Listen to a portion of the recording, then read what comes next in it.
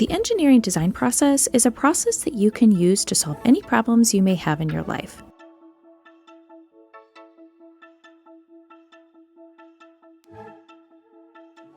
Did you know that most people using the engineering design process aren't even engineers?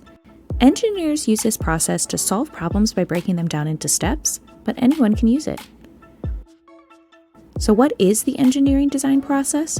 The process includes steps of ask, imagine, draw, create, test, revise, and share. But let's dive into what each step means. The first step is ask. This step is where you ask yourself if there's anything in your life that you would like to make better or fix it if it's broken. What you are trying to improve or fix is called your problem. The next step is imagine. This step is often called the brainstorming step, where you come up with as many ideas as you can to solve your problem.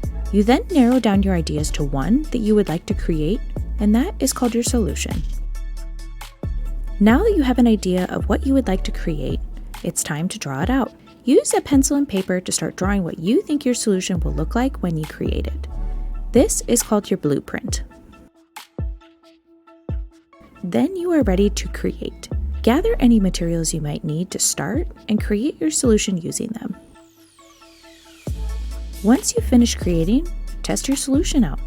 Did it work to solve your problem? If not, that's okay. Did you know that it's actually more common for something not to work on the first test? And that is where revisions come in.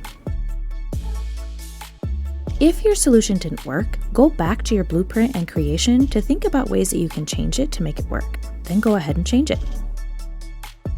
The final step is to share. Once you have solved your problem with your solution, share with your peers the problem that you were trying to solve, if you were able to solve it, and what changes you made along the way.